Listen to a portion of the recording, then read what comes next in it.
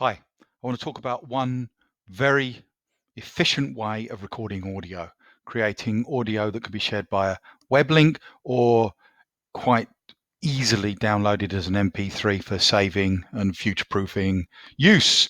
So there are lots of ways of doing it. You might instinctively go to your mobile device, but the way that I'm going to show you, I think, is easier than any mobile option and is a way of recording it onto any laptop or desktop computer.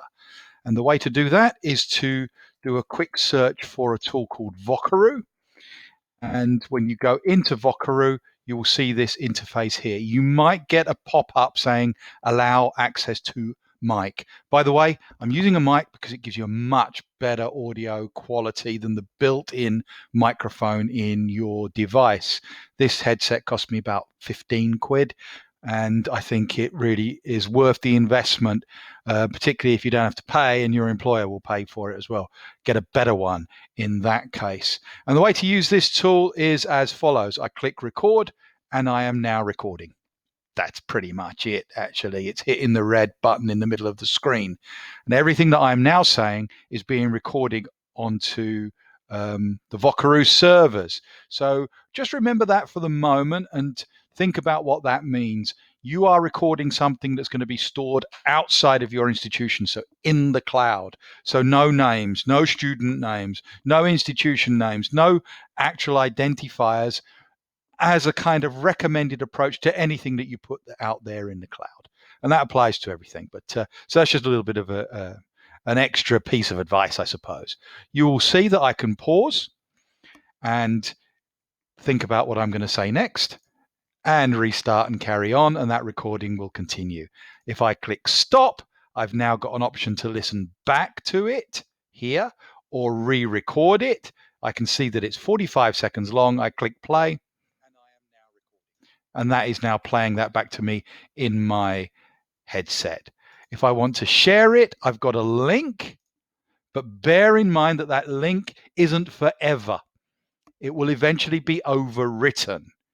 And I think that that's important to remember. But if you've got a quick bit of audio you want to share with some people, you could record it, copy that link, whack it in an email, and people get to hear it, or stick it on Teams, or bung it into your virtual learning environment, whatever you want to do. So that's a quick way of doing it, but it won't last forever.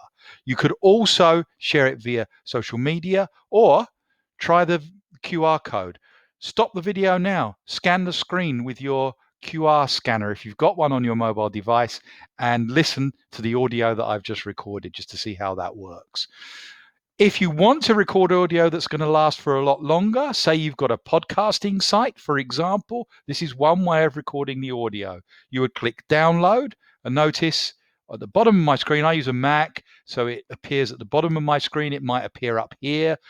Always go to the download folder.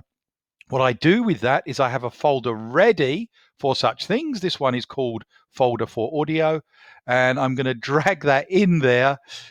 Forgive me for a second while I faff around. I'm going to drag that audio directly into that folder, and that is now there. What I'm going to do also is I'm going to rename it so that I can identify it at a later date. So let's call that test one, shall we? And that's it. And if I want to play that or put that in a document or upload it to a blog site or anything, I can do that. And it gives me that freedom to manage things in that way.